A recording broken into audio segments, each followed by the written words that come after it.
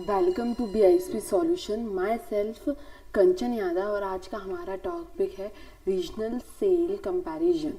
ठीक है, regional cell comparison से क्या मतलब है कि जो कि डिफरेंट रीजनल्स में, स्टेट्स में या फिर कंट्रीज़ में के अकॉर्डिंग सेल्स में क्या फ़र्क पड़ता है, कितनी सेल्स किसी पर्टिकुलर रीजन डिफरेंट रीजन्स में आती है, वो हम कंपेयर करेंगे यूजिंग DNN। ठीक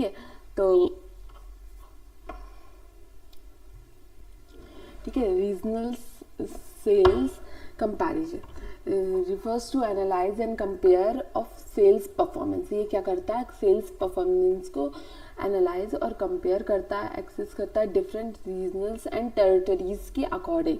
ठीक है, डिफरेंट रीजनल्स एंड टेरिटरीज के अकॉर्डिंग सेल्स क्या सेल्स कितना अपनी सेल्स आती है डिफरेंट रीजन्स में, डिफरेंट टेरिटरीज में। ठीक है, तो ये क्या करता है, हेल्प करता है बिजनेस को, अंडरस्टैंड करता है सेल्स की परफॉर्मेंस को, आइडेंटिफाई करता है स्ट्रेंथ एंड वीकनेस को। ठीक है, क्योंकि इसके थ्रू हम ये चीज़ देख सकते हैं कि जैसे यहाँ पे जो डेटा है वो चार उसका है। ठीक है, east west north and south, इसके अकॉर्डिंग जो हमारा सेल्स होगी वो किस रीजनल्स में, किस क्वार्टर में आपकी ज़्यादा दे रही है। ठीक है, तो ये चीज़ हम इससे बेनिफिट निकाल सकते हैं कि कहाँ से हमारा सेल्स ज़्यादा आ रही है, किस स्टेट या किस कंट्री के से हमारी सेल्स ज़्यादा हो रही है पर्टिकुलर क्वार्टर में या फिर पर्टिकुलर टाइम पीरियड में। ठीक है, तो ये चीज़ हम आइडेंटिफाई कर सकते हैं। ठीक है, तो इसलिए हम ये चीज़ फाइंड कैसे करते हैं कि रीजनल सेल हम DNN के थ्रू यहाँ पे डीप न्यूरल का यूज़ करके हम डिफरेंट रीजनल सेल का कंपैरिजन कर सकते हैं कि कौन से जगह से, कौन सी प्लेस से, कौन से एरिया से सेल्स में क्या फ़र्क पड़ रहा है किस टाइम पीरियड के दौरान। ठीक है, तो ये हमें ये चेक करने के लिए हम ये DNN डीप न्यूरल नेटवर्क का यूज़ कर सकते हैं। ठीक है, तो इसको हम प्रोग्रामिंग में कैसे करेंगे। ठीक है, तो उसके लिए हमने सेल्स का डेटा लिया रीजनल सेल .csv के फॉर्मेट में। ये डेटा है, ये नेटस्यूट का डेटा है कि कुछ सेल्स का डेटा है, उसके हिसाब से उसमें प्रॉफिट, उसके ग्रॉस मार्जिन एंड जो भी सेल्स होती है वो कॉलम्स हमारे वहाँ पे मौजूद है। ठीक है, फर्स्ट हम क्या करेंगे, इंपॉर्टेंट लाइब्रेरीज को इंपोर्ट करेंगे जो कि इस प्रोग्राम के लिए यूज़फुल है। तो पांडास का यूज़ कर रहे हैं हम ये डेटा सेट को कॉल करने के लिए, उसको रीड करने के लिए, मैनिपुलेट करने। पांडास का यूज़ डेटा सेट को के ऊपर वर्क करने के लिए हम यूज़ करते हैं। मैटप्लॉटली विजुअलाइजेशन के लिए यूज़ होने वाली लाइब्रेरी है, इसके थ्रू हम ग्राफ प्लॉटिंग करते हैं। सेम सीबॉर्न भी मैटप्लॉटलिट की तरह ही एक ग्राफ रिप्रेजेंट करने के लिए यूज़ होने वाली लाइब्रेरी है। टॉर्च पाईटॉर्च की बेसिक लाइब्रेरी है। torch.nn, हमने टॉर्च से NN को कॉल किया है, मतलब न्यूरल नेटवर्क लाइब्रेरी को कॉल किया है, जिसके थ्रू हम न्यूरल नेटवर्क के फंक्शंस, मेथड और फॉर्मूलेस को यूज़ कर सके इस प्रोग्राम में। torch.optim की हेल्प से हम ऑप्टिमाइजेशन का यूज़ कर सकते हैं। sklearn मशीन लर्निंग की लाइब्रेरी है जिसके थ्रू हम प्री प्रोसेसिंग कर सकते हैं, डेटा को इनकोड कर सकते हैं, डेटा को स्केल कर सकते हैं।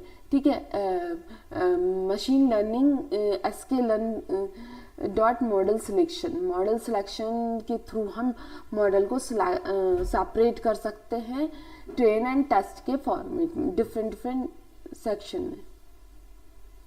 ठीक है, देन हम अपना डेटा को लोड करेंगे। तो यहाँ पे हमने पांडास के थ्रू डेटा को लोड किया है।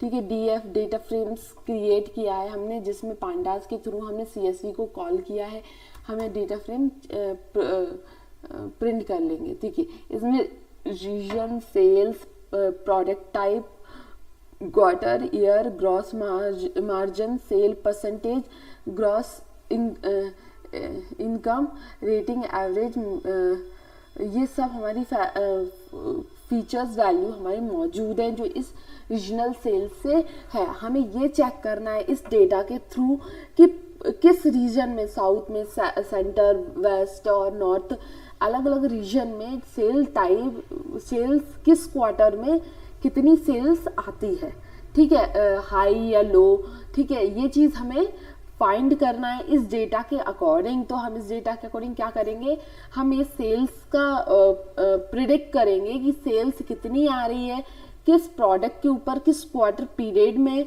किस टाइम पीरियड में, किस रीजन पे, ठीक है। तो ये चीज़ हमें ये फाइंड करनी है कि पर्टिकुलर रीजन के अकॉर्डिंग हमारी सेल्स क्या होगी, ठीक है।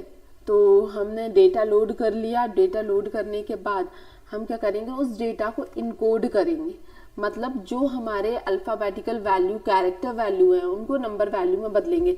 जैसे हमने कॉलम कौन सा लिया, region, product type and quarter, ये 3 कॉलम हमारे अल्फाबेटिकल मतलब नंबर कॉलम नहीं है। जैसे क्वार्टर में Q आ रहा है, Q1, इसका मतलब है अल्फा न्यूमेरिकल कॉलम्स है, ये अल्फाबेटिकल कॉलम है, और ये रीजन भी अल्फाबेटिकल है। इनको हमें नंबर में कन्वर्ट करना होगा। उसके लिए हम क्या करेंगे, लेबल इनकोडिंग का यूज करते हैं, जो कि मशीन लर्निंग का पार्ट है। हमने एक वेरिएबल क्रिएट किया, लेबल इनकोडर्स, ठीक है, उसमें डिक्शनरी कॉल किया। फिर हमने फॉर लूप लगाया कॉलम्स में, जिसमें हम 3 कॉलम्स यहाँ पे हमने दिए हैं, ठीक है। हमने इनकोडर लगाया, कॉलम्स को ट्रांसफॉर्म किया, फिट किया। मतलब ये क्या करेगा, इसके दौरान ये क्या करेगा, रीजन में से यूनिक नंबर्स उठा के उनको 1 2 3 इस तरीके से डिनोट कर देगा और उसी की जगह वो रिप्रेजेंट कर देगा, ठीक है। सेम चीज ये प्रोडक्ट टाइप के साथ करेगा। प्रोडक्ट टाइप में जितने भी यूनिक प्रोडक्ट टाइप्स हैं उनको उठा के 1 2 3 4 इस तरीके से रीनेम कर देगा, ठीक है। क्वार्टर 1 2 3 को भी 1 2 3 से रिप्लेस कर देगा यूनिक को उठाकर, ठीक है। तो हम ये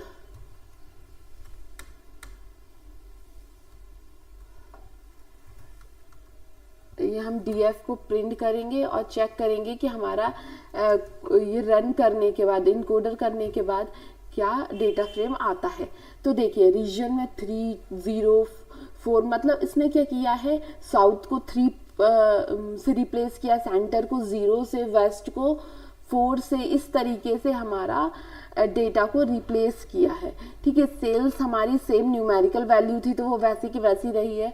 प्रोडक्ट टाइप को हमने अलग अलग नंबर्स के थ्रू 0 से लेकर जो भी यूनिक नंबर, जितने भी यूनिक प्रोडक्ट होंगे वहां तक की काउंट लेकर उसको रिप्लेस किया है। सेम चीज हमारा क्वार्टर के साथ हुआ है।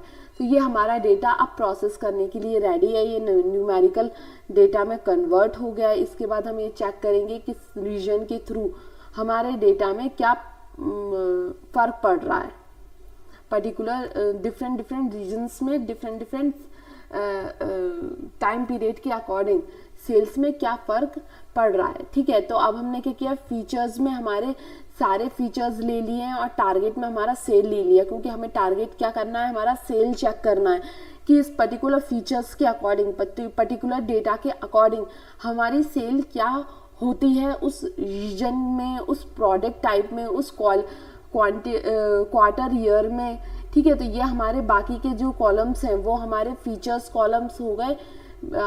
किसके बिहाफ में, सेल्स के बिहाफ में। हमें सेल्स को देखना है कि सेल्स ज़्यादा होगी या सेल्स कम होगी, तो किसके अकॉर्डिंग हम चीज़ ये डिफाइन कर पाएंगे, इन पर्टिकुलर फीचर्स के अकॉर्डिंग, ठीक है। जिसमें हमें मेन पार्ट हमारे इस प्रोग्राम का जो है वो है रीजन के अकॉर्डिंग, किस पर्टिकुलर रीजन के अकॉर्डिंग हमारी सेल्स क्या होगी, ठीक है।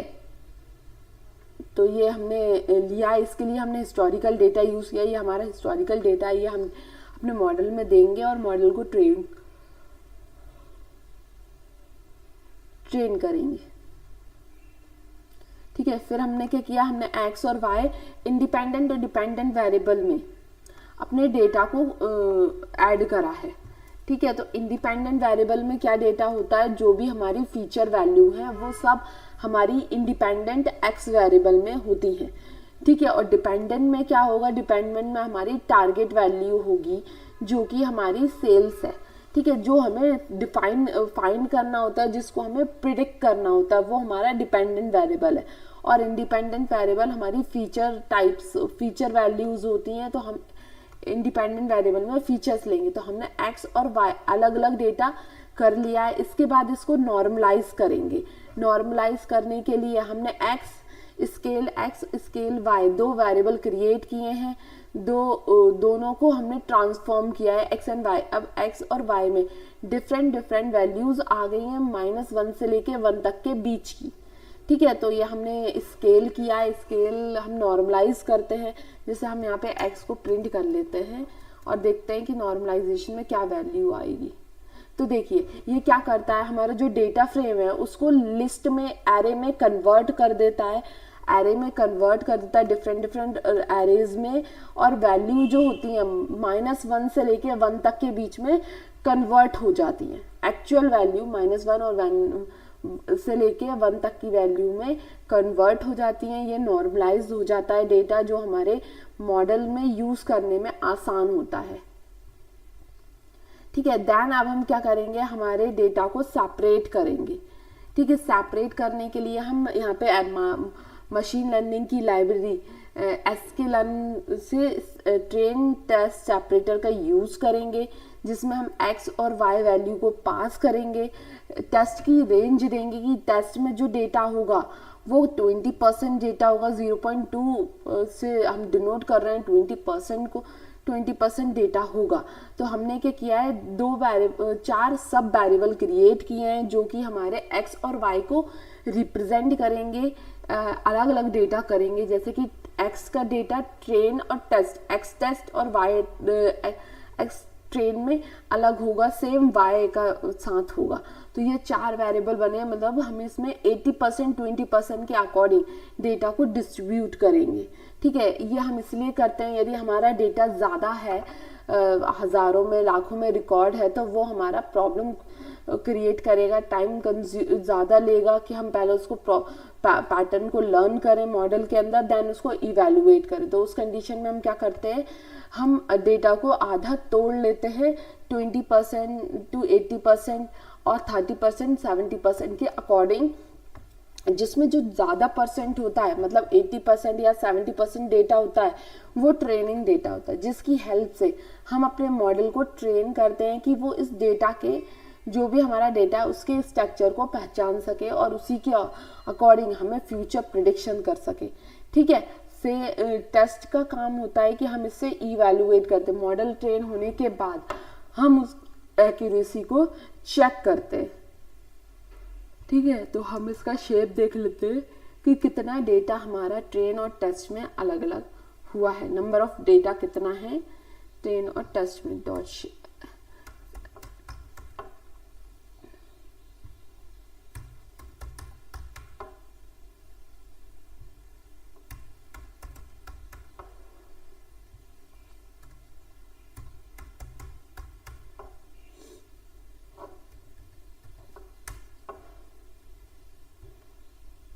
देखिए हमारा जो टोटल रिकॉर्ड होंगे वो 5000 रिकॉर्ड होंगे, जो कि ऊपर दिया है 5000 रिकॉर्ड्स, 10 कॉलम्स हमारे पास हैं एक्चुअल डेटा में। हमारे उसमें से 20% डेटा हटाने से ट्रेनिंग में हमारा 4000 डेटा 8 रो बची। 8 रो 4000 रोज और 8 कॉलम्स, इसलिए क्योंकि यहाँ पे हमने नंबर ऑफ कॉलम्स एक्स के कितने लिए हैं, 8 नंबर ऑफ कॉलम्स लिए हैं। ठीक है, तो ये 8 नंबर ऑफ कॉलम्स उस फीचर कॉलम्स के अकॉर्डिंग आ रहा है। ठीक है, और यहाँ पे 4000 रिकॉर्ड्स हमारा 80% डेटा है। सेम हमारा 1000 रो 8 कॉलम्स हमारा एक्स टेस्ट में आ रहा है। वाई ट्रेनिंग में 4000 रोज 1 कॉलम है, क्योंकि यहाँ पे हमने सिर्फ एक कॉलम लिया है, 1 में सेल्स का, सेम टेस्ट का है। ठीक है, तो ये डेटा हमारा अलग अलग हो गया है। अब इसके बाद हम मॉडल को हम डेटा को टेंसर में बदलेंगे। टेंसर में कन्वर्ट करते हैं, क्योंकि हमारा जो पाइटॉर्च हम यूज़ कर रहे हैं वो टेंसर फॉर्मेट को लेता है। ठीक है, तो उसके लिए हमने क्या किया, 4 वेरिएबल सेम नाम की क्रिएट किए, उनको टॉर्च डॉट टेंसर की हेल्प से उनमें डेटा पास किया, और जो टेंसर का फॉर्मेट होता है वो फ्लोट 32 टेंसर फॉर्मेट होता है। तो हमने यहाँ पे वो डेटा टाइप लगाया, और इस तरीके से हमारे सेम वेरिएबल में हम उन्हीं की वैल्यू को टेंसर के फॉर्मेट में बदल के स्टोर कर रहे हैं। ठीक है, तो ये हमने टेंसर में बदल लिया है अपने डेटा को। देन अब हम क्या करेंगे, मॉडल को कॉल करेंगे। ठीक है, मॉडल को बिल्ड करेंगे। तो मॉडल को बिल्ड करने के लिए हमने क्या किया, एक मॉडल बनाया है क्लास सेल मॉडल नाम से। ठीक है, क्लास हमने क्रिएट की सेल मॉडल नाम से, जिसमें nn डॉट मॉड्यूल को हमने इनहेरिट किया है। इनहेरिट की हेल्प से हम nn मॉडल में जो भी फंक्शंस फॉर्मूलेज क्रिएटेड हैं न्यूरल नेटवर्क के, वो हम इस फंक्शंस में यूज कर सके। ठीक है, फिर हमने उसके अंदर फंक्शन क्रिएट किया है इनिट नाम का। ठीक है, उसमें हमने सीक्वेंस लगा के फॉर्मूला क्रिएट किया, जिसमें लीनियर रिग्रेशन अप्लाई किया, जिसमें हमने इनपुट साइज दिया नंबर ऑफ एक्स के कॉलम्स क्या होंगे, जो कि हमारा यहाँ पे हमने शेप और 1 उठाया है, इंडेक्सिंग शेप के साथ 1। इसका मतलब है इंडेक्सिंग 0 दिखते तो वहाँ पे 4000 आता है, इंडेक्सिंग 1 लिखी है इसका मतलब 8 आ रहा है। तो यहाँ पे हम क्या देते हैं, इनपुट टाइप में एक्स के नंबर ऑफ कॉलम्स हम प्रोवाइड करते हैं। तो नंबर ऑफ कॉलम्स कितने होंगे, 8। अब उन 8 नंबर ऑफ कॉलम्स को हमने 64 हिडन न्यूरल्स में कन्वर्ट किया है प्रोसेस करने के लिए डेटा को। ठीक है, तो हम ये क्यों करते हैं, इसके लिए हम एक इंडिविजुअल DNN का डीप न्यूरल नेटवर्क का बना चुके हैं पहले प्रोग्राम, जिसमें हमने डीपली ये समझाया कि डीप न्यूरल नेटवर्क में किस तरीके से न्यूरल्स में कन्वर्ट करते हैं। ठीक है, ये मेथड फॉर्मूला होता है। ठीक है, जिसमें हम क्या करते हैं, लीनियर रिग्रेशन का यूज करके फर्स्ट हम फीचर वैल्यू के कॉलम्स प्रोवाइड करते हैं, उन कॉलम्स को वो नंबर ऑफ न्यूरल्स में कन्वर्ट करता है डेटा को रीड करने के लिए, प्रोसेस करने के लिए। तो यहाँ पे हमने हिडन न्यूरल्स स्टेप्स कितनी क्रिएट किए हैं, 64। हिडन यूनिट्स कितनी क्रिएट की है, 64। फर्स्ट लाइन में हमारा जो डेटा है वो 8 कॉलम्स को 64 न्यूरल्स के थ्रू प्रोसेस करेगा। देन उसमें रिलीव एक्टिवेशन फंक्शन अप्लाई करेगा। देन सेकेंडली हमारा जो इसमें प्रोसेस्ड डेटा होगा 64 न्यूरल्स का, वो हमारा सेकंड स्टेप में इनपुट डेटा प्रोवाइड होगा, क्योंकि जो हमारी फॉर्मूला है वो फॉरवर्ड में आगे बढ़ती है, बैकवर्ड में नहीं जाती। तो फर्स्ट हमने इनपुट को 64 में कन्वर्ट किया, सेकेंडली उस 64 को हम 32 में कन्वर्ट कर रहे हैं, और थर्डली लास्टली हम 32 में जो कन्वर्ट हुआ है उस डेटा को लेकर एक्चुअल आउटपुट रेंज में बदल रहे हैं, जो कि हमारी 1 कॉलम है। ठीक है, तो ये हमारा फॉर्मूला है। ठीक है, इस फॉर्मूले में हम अपने डेटा को पास करेंगे। ये DNN का वर्किंग है। ठीक है, कि इस तरीके से DNN काम करता है। ठीक है, फिर हमने उसमें एक और फंक्शन क्रिएट किया फॉरवर्ड नाम का, इसके हेल्प से हम x की वैल्यू को अपने मॉडल में पास करते हैं, मतलब इनिट फंक्शन में पास करते हैं। ठीक है, फिर हमने क्या किया है, एक मॉडल नाम का वेरिएबल बनाया है, जिसमें सेल्स मॉडल को कॉल किया है। ठीक है, एक और वेरिएबल बनाया है जिसमें हमने मीन स्क्वायर लॉस को, एरर को कॉल किया है NN लाइब्रेरी के थ्रू, न्यूरल नेटवर्क लाइब्रेरी के थ्रू। इसका यूज हम इसलिए करते हैं, जो भी इस मॉडल के थ्रू हमारी प्रिडिक्टेड वैल्यू आएंगी और जो हमारी एक्चुअल y की वैल्यू है, उन दोनों में कुछ फर्क है, डिफरेंसेस हैं, तो उन डिफरेंस को हम मीन स्क्वायर एरर से फाइंड करते हैं। ठीक है, ऑप्टिमाइजेशन के यूज करते हैं हम पैरामीटर्स को, मॉडल के पैरामीटर्स को बदलने के लिए, जब भी इसमें लॉस होंगे उन लॉस को कम करने के लिए।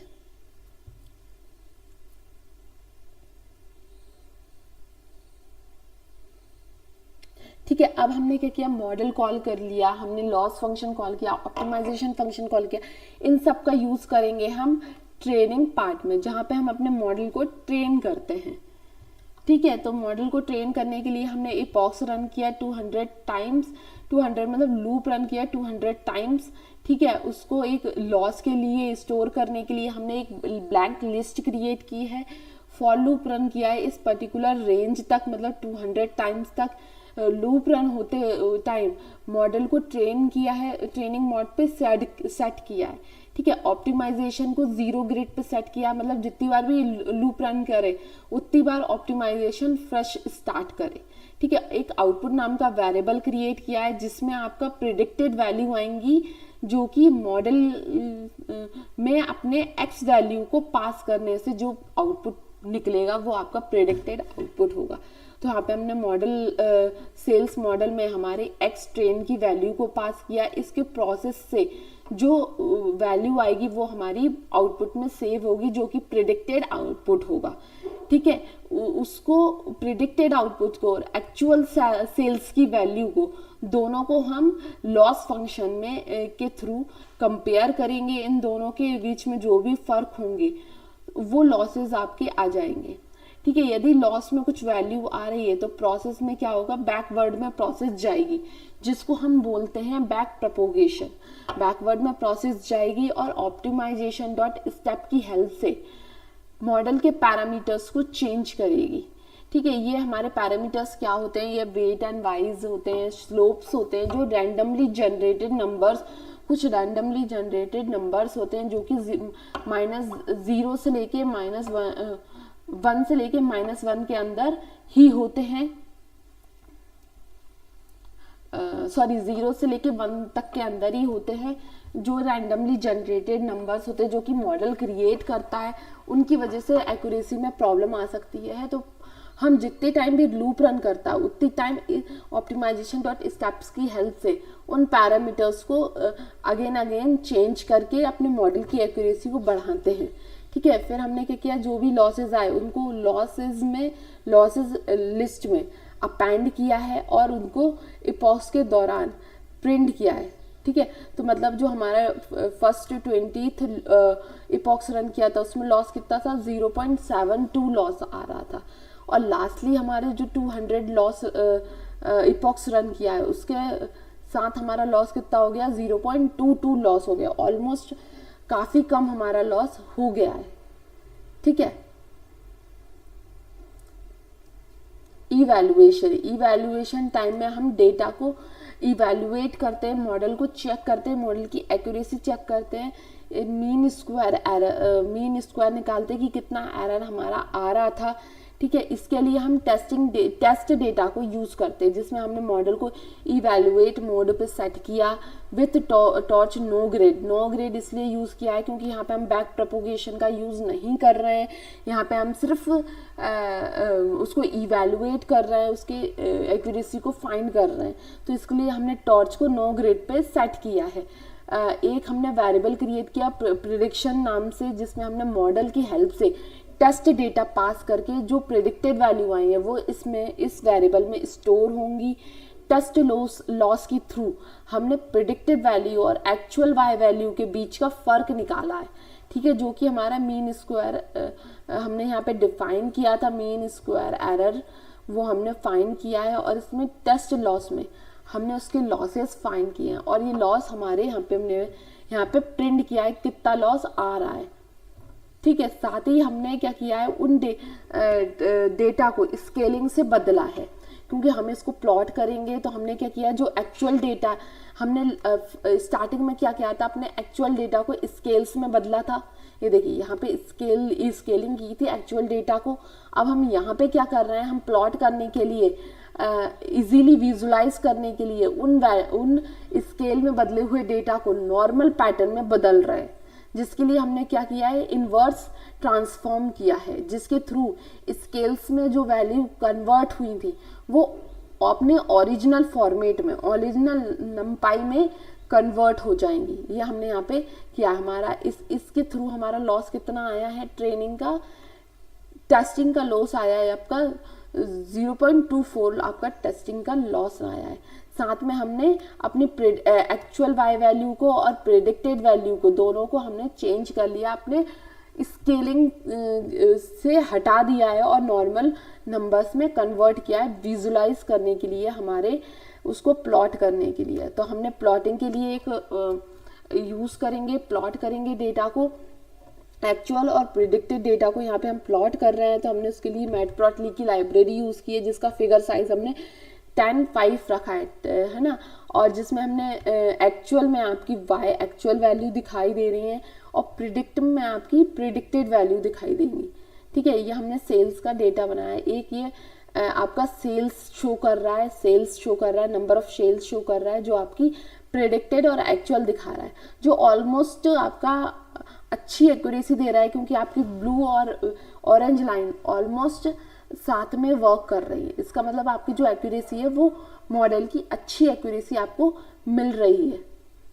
ठीक है, तो ये हमारा ग्राफ है, जो ये चीज़ पर्टिकुलर टाइम पीरियड की सैंपल्स के अकॉर्डिंग, टाइम पीरियड के अकॉर्डिंग ये हमें नंबर ऑफ सेल्स शो कर रहा है।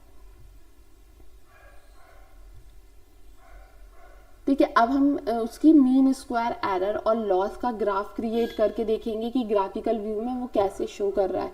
उसके लिए हमने मैटप्लॉटली का यूज़ किया। ये हमारा क्या दिखा रहा है, ट्रेनिंग लॉस ऊपर ओवर इपॉक्स के ऊपर ट्रेनिंग लॉस का क्या ग्राफ रहा था, ये वो चीज़ शो कर रहा है। ये हमारा मीन स्क्वायर एरर लॉस दिखा रहा है, जो कि फर्स्ट 0 इपॉक्स में आपका 1 पॉइंट से ज़्यादा आपका आ रहा था लॉस। जैसे जैसे आपका लूप रन किया 2200 टाइम्स, वैसे आपका लूप कम होता गया है 0.2 के लगभग। ठीक है, तो यही अपना ग्राफ यही चीज़ शो कर रहा है। ठीक है, अब हम क्या करेंगे, नए डेटा को प्रिडिक्ट करेंगे, हम नए डेटा पैरामीटर्स पास करेंगे, उसके अकॉर्डिंग हमारी सेल क्या होगी पर्टिकुलर रीजन में, वो हम यहाँ पे देखेंगे। हमने रीजन का डेटा देकर हमारे पैटर्न को मॉडल को लर्न किया है। हमने क्या किया, नया डेटा, नया पैरामीटर डेटा फ्रेम दिया है, जिसमें हमने रीजन दिया है ईस्ट। ठीक है, हमने प्रोडक्ट टाइप दिया है आपका इलेक्ट्रॉनिक्स, क्वार्टर आपका दिया है Q2, एंड हमारा ईयर हमने दिया है 2024, ग्रॉस मार्जिन दिया है 0.35 और सेल्स परसेंटेज दिया है 0.22 and rating average 4.5 and medium profit area आपका 3900। ठीक है, तो ये हमारा नया डेटा है। इस डेटा के अकॉर्डिंग हमारी सेल्स क्या होगी इस रीजन में, इस क्वार्टर में, इस पर्टिकुलर प्रोडक्ट की। ठीक है, इस ईयर में ये हम फीचर्स हमने प्रोवाइड किए हैं। इसके अकॉर्डिंग हमारी नंबर ऑफ सेल्स का नंबर्स क्या निकलते हैं, पॉइंट्स क्या निकलते हैं, कितनी सेल होने के चांसेस है। तो इसको क्या करेंगे, हम इन डेटा को स्केल की हेल्प से ट्रांसफॉर्म करेंगे, उनको टेंसर में बदलेंगे, क्योंकि हमारा डेटा को प्रोसेस करने का फॉर्मेट ही यही है। तो पहले हम उसको टेंसर में बदलेंगे, फिर उसको इवेलुएट करेंगे। टॉर्च नो ग्रिड सेट किया, प्रिडिक्शन निकाली, मॉडल को टेंसर वैल्यू को उसमें पास किया, उसको इनवर्स ट्रांसफॉर्म किया, स्केलिंग से बाहर निकाला। ठीक है, एक्चुअल वैल्यू में कन्वर्ट किया और उसको शो किया predicted sales for new data. New data का प्रिडिक्टेड सेल्स कितनी आ रही है, हमारी इतनी सेल होने के चांसेस है इस मॉडल के अकॉर्डिंग इस डेटा के ऊपर। यदि हमारा रीजन ईस्ट में होगा, प्रोडक्ट इलेक्ट्रॉनिक होगी, क्वार्टर सेकंड क्वार्टर होगा, ठीक है, तो हमारी इलेक्ट्रॉनिक आइटम की सेल होने के क्या चांस, कितना सेल होने की वो है, नंबर ऑफ 19,309.85 तक की सेल होने के चांसेस हैं। ये नंबर ऑफ डेटा उसने हमें शो किया है सेल्स का, जो कि हमने यहाँ पे इस डेटा को रीड करके, उसने हमें पैटर्न को रीड करके डेटा क्रिएट करके दिया है। ठीक है, तो ये इस तरीके से हमारा हम ये चीज़ चेक कर सकते हैं कि किस रीजन के अकॉर्डिंग डिफरेंट रीजन्स में डिफरेंट टाइम पीरियड, मतलब डिफरेंट क्वार्टर्स में, ईयर्स में क्या सेल आपकी रही थी, जो कि हमारे डिफरेंट रीजन के अकॉर्डिंग हमारी सेल शो कर सकता है। ठीक है, जो कि हमारा प्रॉफिट रहेगा। आगे हम ये देख पाएंगे कि किस स्टेट से, किस रीजन से, किस कंट्री से हमारी सेल्स में किस क्वार्टर टाइम पीरियड में क्या फर्क पड़ता है।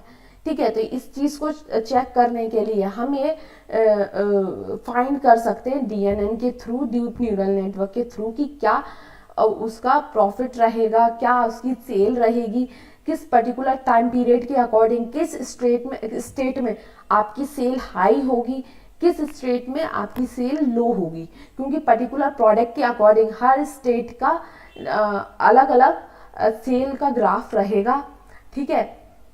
तो हम इसके अकॉर्डिंग वो चीज़ प्रिडिक्ट कर सकते हैं। जैसे मान लीजिए आपकी आइसक्रीम की सेल है, जो कि आपका क्वार्टर मतलब आपका डिफरेंट टाइम पीरियड के हिसाब से, जैसे गर्मी में आपकी सेल बढ़ सकती है, ठीक है, और बाकी अदर उसमें कम हो सकती है। जैसे आपका मान लीजिए आपका इंडिया में गर्मी है और अनदर कंट्री में नॉर्मल मौसम है या विंटर सीजन है, तो वहाँ पे सेल्स क्या होगी, आइसक्रीम की कम होगी, और इंडिया में आइसक्रीम की सेल ज़्यादा होगी।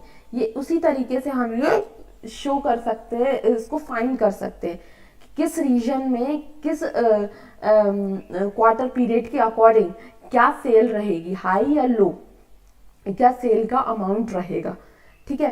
तो थैंक यू फॉर टुडे।